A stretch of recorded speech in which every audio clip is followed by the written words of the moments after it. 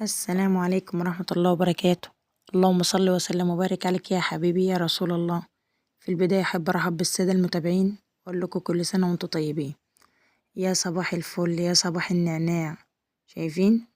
ده نعناع يا جماعة، حاجة ربنا كده سبحان الله بتطلع لوحدها كده في الأرض، ما يعني مش بنحط لها حاجة خالص، سبحان الله، ريحة وطعم مفيش بعد كده. أنا بصراحة أنا من عشاق النعناع، ويا سلام عليه لما أحب أشربه بالشاي كده، بصوا بقى بيوديك في حتة تانية خالص. طبعا هعيشكم النهاردة يوم فلاحي أصيل عند أمي. ده روتين عند أمي. تمام. طبعا ده بيتنا يا جماعة، بيت والدتي أنا.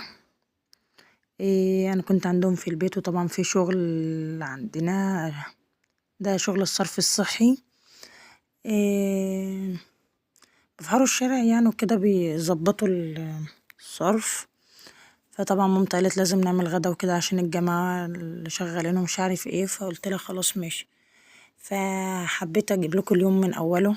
يعني طبعا احنا ده في بداية اليوم لسه. ده ابني اهو، ربنا يخليه. شايفين؟ آه طبعا انا تعبانة، يعني صوتي متغير اصلا لان انا كان عندي دور برد. انا مسجله الفيديو ده اصلا بقاله كام يوم، بس انا يعني إيه ما كنتش قادرة ان انا انزله، فعشان كده حبيت ان انا انزله لكم النهارده. بوريكم الشارع، بقولكوا يعني ما شاء الله الشارع كله مفهور او فحرينه، مش عارفه انتوا بتقولوها ازاي. تمام.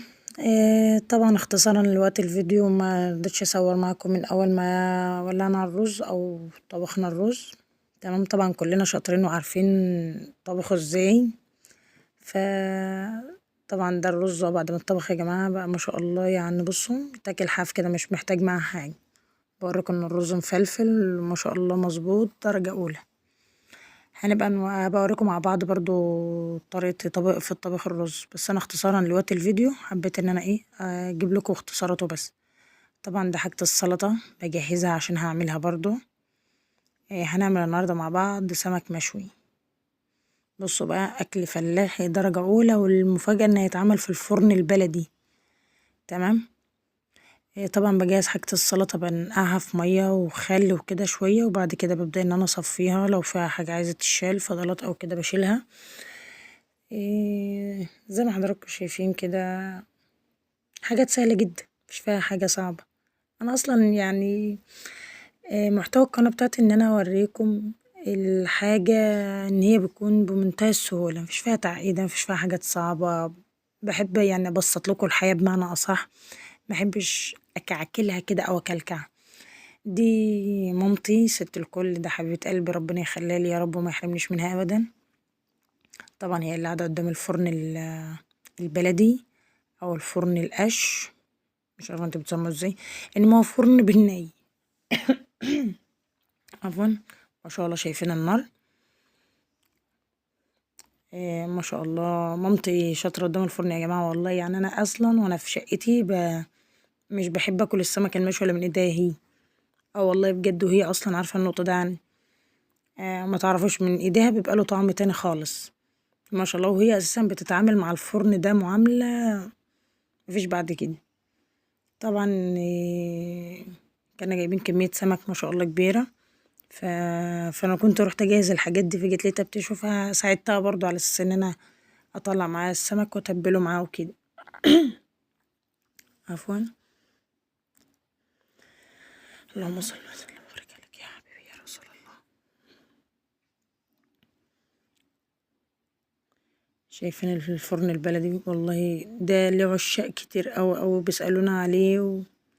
بجد الأرياف تتميز بالفرن البلدي، واللي ما عندوش الفرن البلدي يبقى مش ما بيعرفش ياكل بمعنى صح. احلى صواني، احلى عيش، احلى قرص، كل حاجه حلوه بتتعمل فيه. تحس ان في فرق شاسع بين الاتنين، بين الفرن الغاز والفرن البلدي. انا والله ما قادره اسجل، عندي جحاص. يلا بقى. اتاخرت عليكم بالفيديو فقلت يعني انزل لكم الفيديو ده. طبعا مامتي بتطلع السمك اللي اتحمر الاول قدام بتلدنه.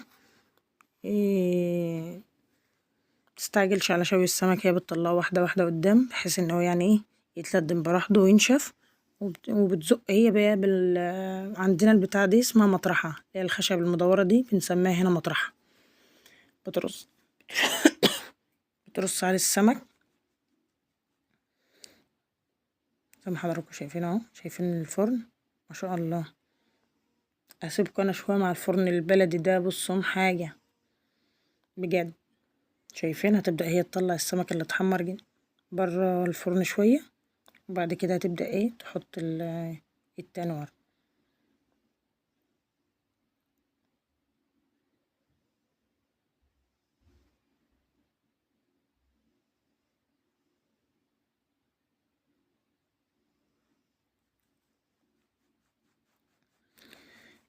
مامتي تعبانة دلوقتي يا جماعة، انا عايزاكم تدعوا لها. دي قبل ما هي تعمل العملية، يعني الفيديو ده مصوراه اصلا قبلها بحوالي اسبوع، بس هي يعني تعبت وكده، والحمد لله قدر الله ما شاء فعل. فبدعوا ربنا بس وتدعوا لها ان ربنا يقومها بالسلامة ويشفيها لنا على خير يا رب، لان احنا من غيرها اصلا والله ولا اي حاجة. انا ماليش اخوات بنات، وانا بعتبرها ان هي كل حياتي كل دنيتي بجد. يعني ربنا يعلم انا اصلا تعب اللي عندي ده زاد بسبب ان هي تعبانة، ان انا شايفاها نايمة، والحمد لله. يعني احنا كنا فين وبقينا فين، احمد الله على كل شيء. فلذلك والله يعني انا مصورة معايا فيديوهات تانية، بس حبيت كده ان انا يعني برضو انزل فيديو تكون هي موجودة معايا فيه. ربنا يعينها يا رب، وقومها لنا على خير وتقوم بالسلامة ويكمل شفاها على خير يا رب. بتمنى منكم جميعا ان انتوا تدعوا لها ان ربنا يقومها لي بالسلامة ويشفيها، مش عايزة حاجة اكتر من كده. شايفينها ما شاء الله بتتعامل مع الفرن معاملة ما شاء الله، يعني حافظاه. انا ما اعرفش اعمل ليه بتعمله ده خالص. انا بعرف للفرن الغاز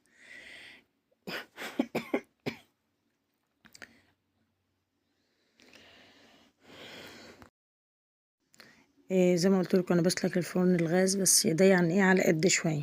فان شاء الله بعمل لكم برضو تصوير فيه واحنا بنعمل العيش البلدي، الصواني، الحاجات دي ما شاء الله يعني تاخدوا منها اكل بالصلاه على النبي، يعني حاجه مفيش بعد كده.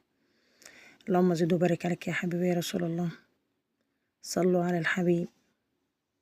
شايفين مامتي ما شاء الله يعني تحب ترص السمك برضو بطريقه كده، لها طريقه معينه برضو في رص السمك. عارفين القش ده يا جماعة بيدي طعم حلو اوي للسمك بجد، اللي بنحطه في الأرضية دي. يعني احنا ممكن نستخدم مصفى تصفي السمك عادي، بس هنا في الفلاحين يحبوا يحطوا القش تحت السمك، بحيث ان القش يعني يمتص المية اللي بتنزل منه او التتبيلة بتاعته.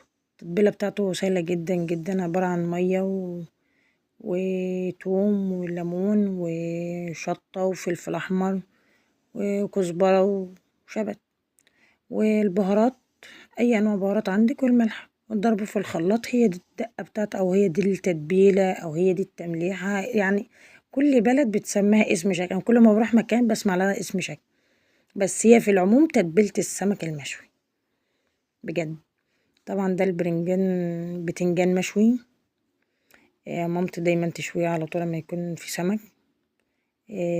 يعني بنعمله زي بابا غنوج كده بس من غير طحينة، بيبقى حلو اوي اوي جنب السمك المشوي. يعني بالذات ما بنحبش ناكله غير جنب السمك المشوي بالطريقة اللي انا بعملها دي. طبعا هبدأ ان انا اقشره. انا طبعا ماسكة التليفون في ايدي مش عارفة اصور، ما كانش مع الكادر، ما كنتش اصلا عاملة حساب ان انا هصور، بس يعني هي جيت كده.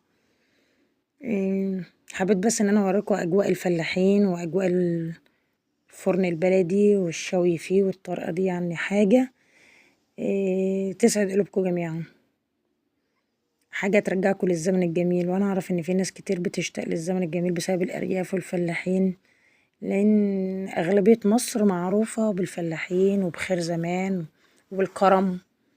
يعني الحمد لله، يعني اللي انا بعمله ده اصلا كرم، ان احنا بنعمل حاجة لوجه الله مش لحاجة معينة. يعني ناس شغالة، معلش دي ناس هبطانة لازم يروح لها حاجة. فماما والله لقيتها بتقول لي انا اعمل اكل وكده، قلت لها ماشي انا معاكي يلا. فطبعا بعد ما قشرت البتنجان بهرسه بالمعلقة،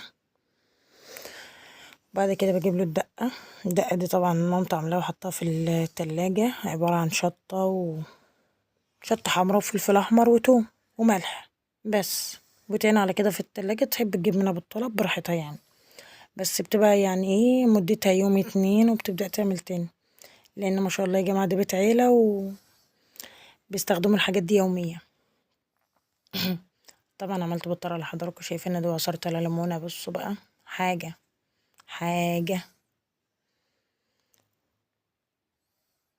هبدأ احط عليه برضو معلقتين زيت، بس بحب الزيت اللي احطه عليه ان هو يكون سخن اقدحه، احنا بنسميه نقدح الزيت.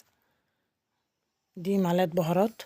ماما عندها البهارات بتاعتها مشكلة، بتحب تخلط كله مع بعضه، هي بتجيبه من العطار كده تقول له انا عايزة خلطة مشكلة من كله. هي عندها البهارات التانية كل نوع لوحده، بس دي يعني ايه بتحب تعملها خلطة كده مع بعضها، بتبقى حلوة في حاجات كتير، لذلك بحس ان اكلهم متميز عن اي حد. طبعا ده زيت بقدحه للبتنجان، شايفين المعلقة الزيت اللي بتتقدح للبتنجان دي بتفرق معاه في الطعم 50%، بتغير طعم البتنجان عن ما يبقى مش مقدوح له الزيت او مش مسخن له الزيت على البتنجان. طبعا حطيت ليمون، ودي ليمونة زيادة احتياطي لو حد عايز يزود، بالجماعة اللي هيبقوا موجودين برضو. ودي السلطة طبعا جهزتها وحطيت لها الملح، وببدأ ان انا احط عليها الليمون واقلبها وافضها بقى افرغها في اطباق.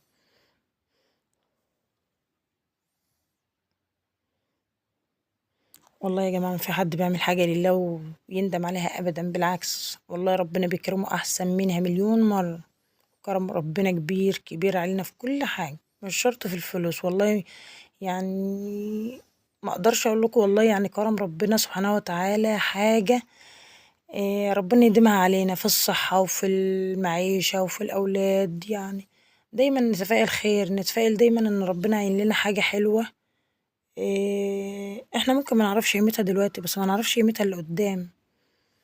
فربنا يديم علينا نعمة ويديم علينا الصحة ويديم علينا العافية يا رب، أنا وانتوا جميعا يا الله. واشفي لأمي، مش عايزة أكتر من كده، إن ربنا يشفيها لي ويقومها بالسلامة يا رب، مش عايزة حاجة والله أكتر من كده. طبعا بدأت ان انا افرغ الطماطم معاكم او السلطة، افرغها في اطباق. طبعا مستعجلة، الناس قاعدة برا وانا بعمل بسرعة بسرعة بسرعة. هما يقولوا لي يلا، انا اقول لهم ثواني ثواني انا جاية لكم يا بنتي، يلا اقول لهم ماشي جاية. اعمل ايه، عايزة اكمل لكم الفيديو. والله انا مقعداهم برا قاعدين بيستنوني، بصوا هيخشوا يجوا بتاع كده، بس اعمل ايه بقى.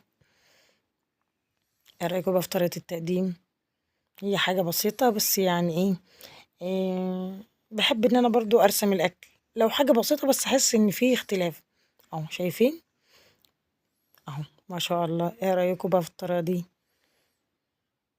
والله هُم قاعدين بيشّكلوا معايا يا بنتي يالّا والله شايفينهم قاعدين رايحين جايين يالّا، أقول لهم ماشي تمام. إيه رأيكم بقى؟ كده أقول لكم نلتقي في فيديو آخر إن شاء الله.